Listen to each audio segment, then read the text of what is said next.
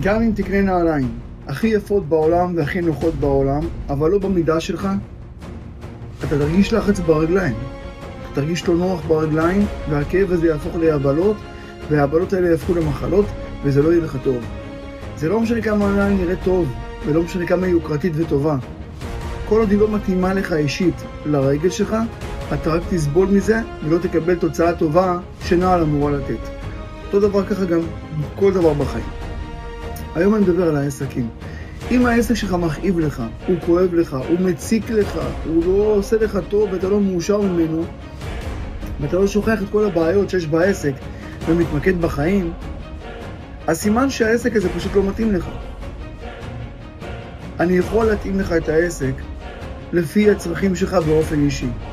מה שאני עושה זה מתכנן עסקים, ובונה את העסקים בהתאמה אישית. מה שמתאים לך בדיוק, ולא למישהו אחר.